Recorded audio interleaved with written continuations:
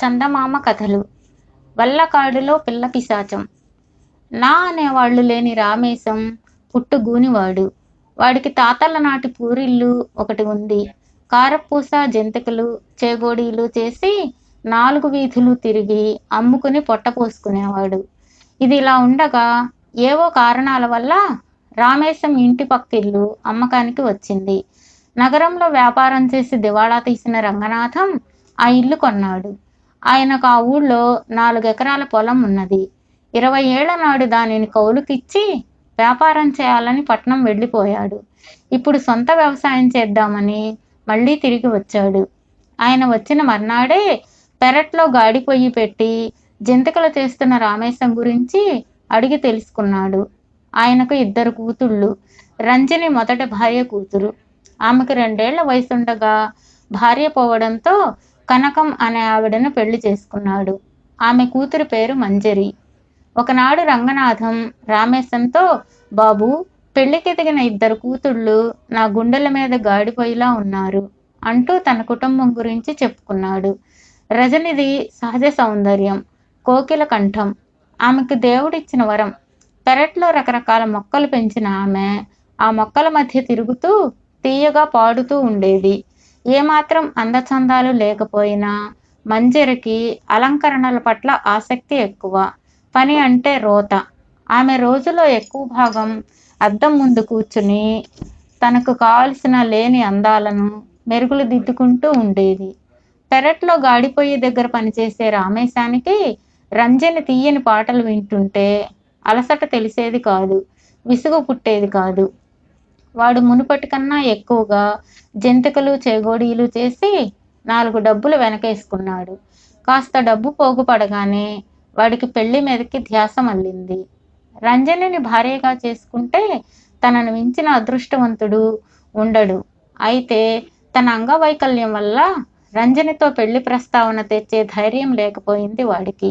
ఉన్నట్టుండి రంగనాథం గుండె జబ్బుతో మంచం పట్టాడని తెలిసి రామేశం ఆయనను చూడటానికి వెళ్ళాడు. రంగనాథం చాలా నీరసపడి ఉన్నాడు.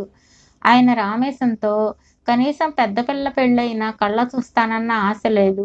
కట్నం కోరకపోతే ఏ కుంటివాడికో అయినా ఇచ్చి పెళ్లి చేస్తాను, అటువంటి వాళ్ళు కూడా కనిపించడం లేదు అంటూ కళ్ళనీళ్లు పెట్టుకున్నాడు. మీకు మీ రంజనికి అభ్యంతరం లేకపోతే ఆమెను నేను పెళ్లి చేసుకుంటాను అన్నాడు రామేశం. ఆ మాటలకు పొంగిపోయిన రంగనాథం అప్పటికప్పుడు భార్య కనకాన్ని పిలిచి ఆ సంగతి చెప్పాడు. ఇప్పుడు పెళ్లి కబుర్లు దేనికి, కళ్ళు మూసుకొని పడుకో అన్నది కనకం మూతి తిప్పుతూ.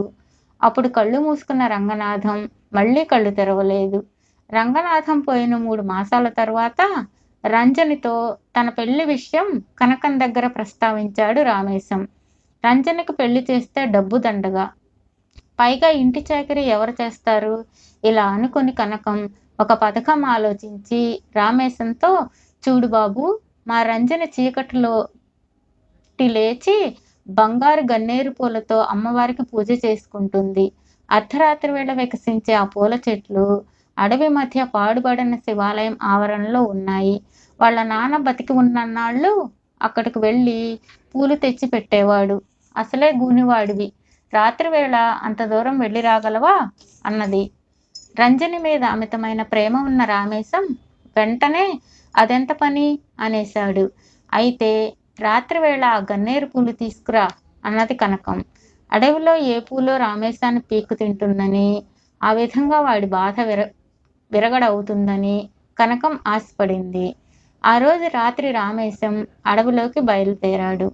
వాడు పాడుపడ్డ శివాలయాన్ని వెతుక్కుంటూ పోగా ఒకచోట శివాలయం, దాని ముందు బంగారు గన్నేరు చెట్లు కనిపించాయి. వాడు దోసెడు పూలు తుంచి పై బుట్టలో మూట కట్టుకుని వెనుదిరిగి కొంత దూరం వచ్చేసరికి ఒక పెద్ద మర్రి చెట్టు వెనక నుండి పెద్దగా వెక్కిళ్ళు వినిపించసాగాయి. రామేశం ఆశ్చర్యపడుతూ చెట్టు వెనక్కి వెళ్ళాడు. అక్కడ ఒక బండరాయి మీద జుట్టు విరబోసుకుని కూర్చున్న పిల్ల పిశాచం ఒకటి కనిపించింది. దాన్ని చూసిన రామేశం కెవ్వుమన్నాడు. పిల్ల పిశాచం మరింత పెద్దగా 2 సార్లు కెవ్వు కెవ్వు అన్నది. పిల్ల పిశాచం తనను చూసి బెదిరిందని గ్రహించిన రామేశం ధైర్యం తెచ్చుకొని అభయం ఇస్తున్నట్లు చెయ్యి ఎత్తి, "ఓయి భయపడకు, కండకావరంలో ఉన్న పెద్ద పిశాచాలకు తప్ప పిల్ల పిశాచాలకు నేను ఎటువంటి హాని కలిగించను. అట్లని నేను నాకు మంత్రతంత్ర విద్యలు నేర్పిన గురువుగారి దగ్గర ఒట్టు పెట్టుకున్నాను. సరే, ముందు నీ దుఃఖానికి కారణం ఏమిటో చెప్పు" అని అడిగాడు రామేశం. "మరేం లేదు, పెద్ద పిశాచాలు వద్దంటున్నా వినక అడవిలోకి బయలుదేరి దారి తప్పి వచ్చాను. ఇప్పుడు నేనుండే వల్లకాడుకు దారేటో నాకు తెలియడం లేదు. నాకు మనుషులంటేనే మహా చెడ్డ భయం" అన్నది పిల్ల పిశాచం కళ్ళు తుడుచుకుంటూ. "అలాగా, నేను ఊళ్ళోకి వెళుతున్నాను.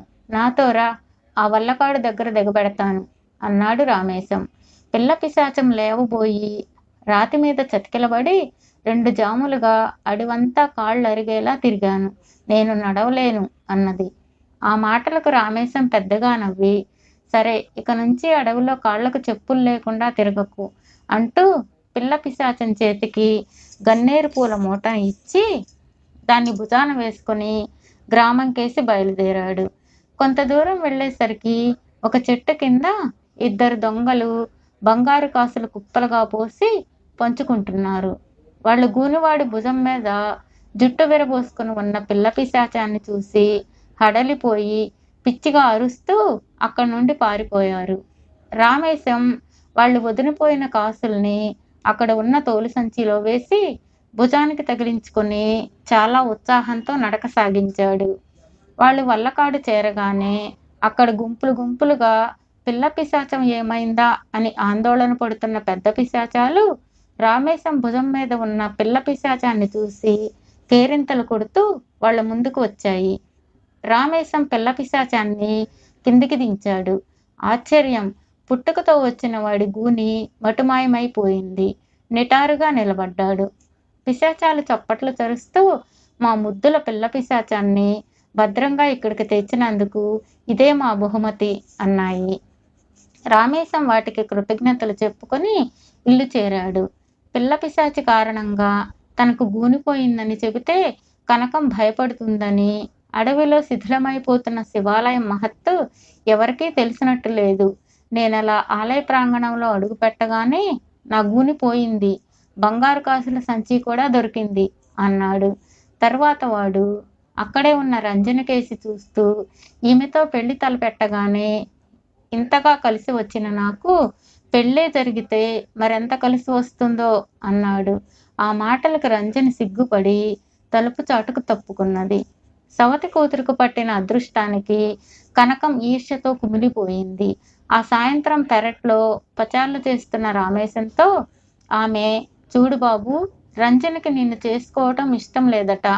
దాని ఆలోచనలు ఏ రాకుమారుడో జమీందారు పెద్ద కొడుకో అన్నట్లున్నవి. నా కూతురు మంజరికి నువ్వంటే పంచప్రాణాలు.